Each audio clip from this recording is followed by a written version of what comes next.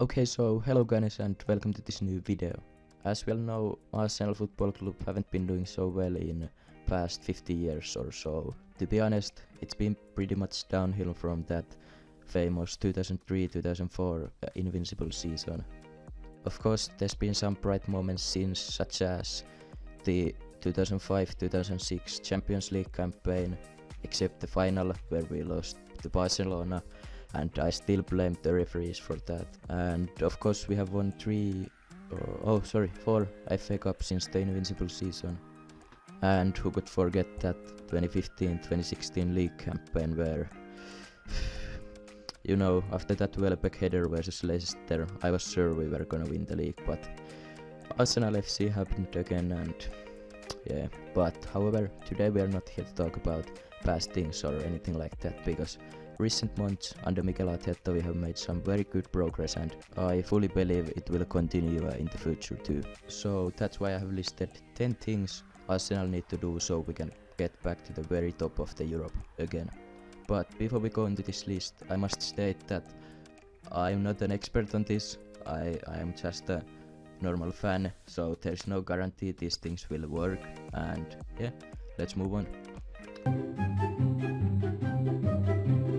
First thing on the list is that we need to give Arteta more power on signings. I think it's clear for everybody that Raul Sanllehi is leading the transfer business at Arsenal, and I think that's perfectly fine, but at the same time I think Mikel Arteta, the head coach, has to have final say on signings.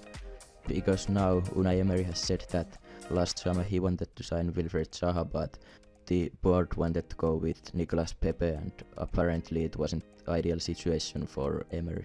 But I think Pepe was better signing than Zaha, and maybe in the end Emery just wasn't the man for Arsenal, but I just believe Mikel Arteta is so good manager for Arsenal that he needs to have a say on signings if he wants a player or not.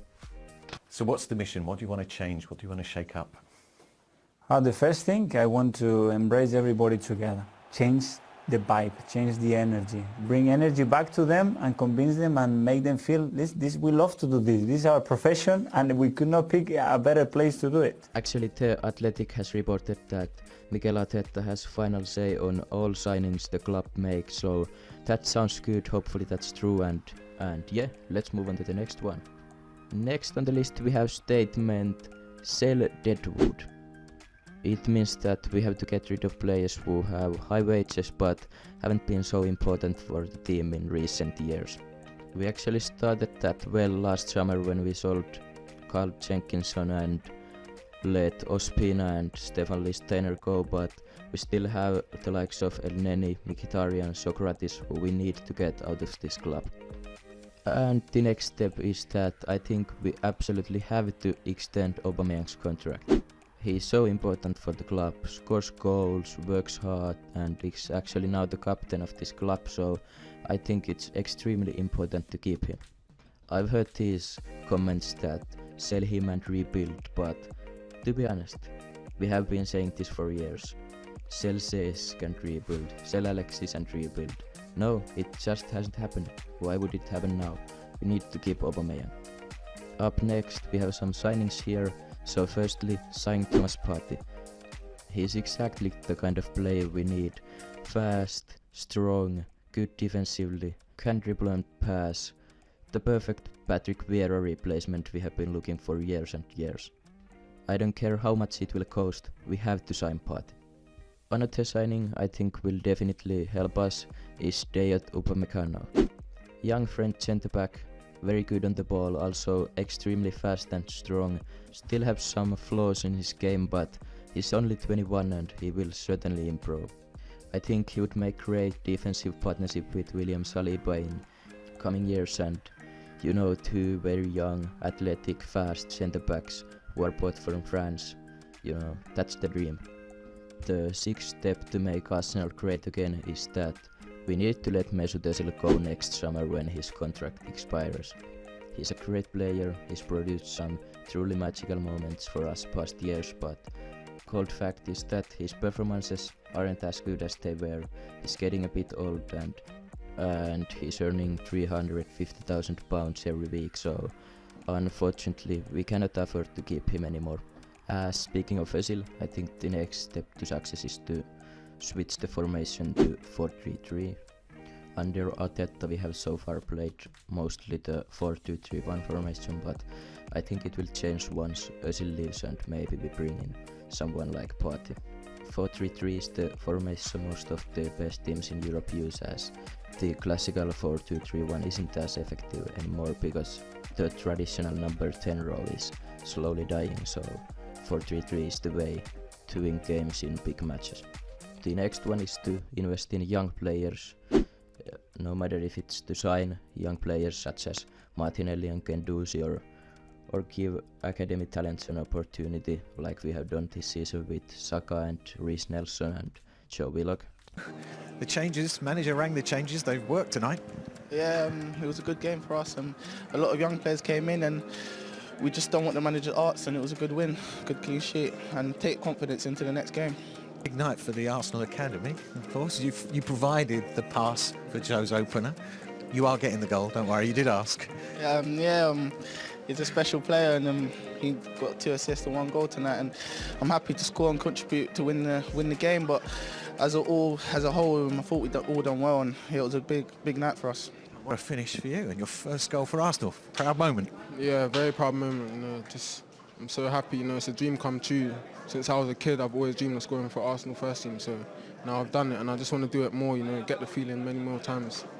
But in general we have to give young players a chance because we have much talent in our academy and we don't have too much money to spend on big players every year, so the way is to grow these young cheap players into big names. Then we can either sell them for big money and buy some other players we need, or then we can keep them in our club and there's a star player for years to come, And the next step is to make Nicolas Pepe a success. He's our club record signing, £72 million, big money signing. We have to make him work.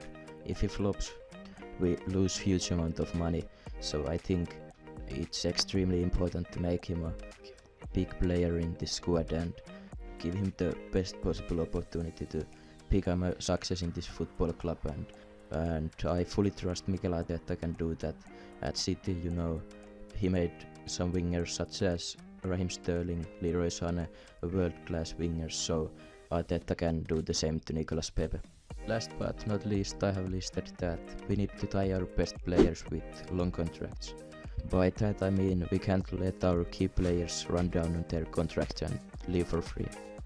As said, our financial situation is already tough, so we can't really afford to let players like Ramsey go for free when their contracts expire.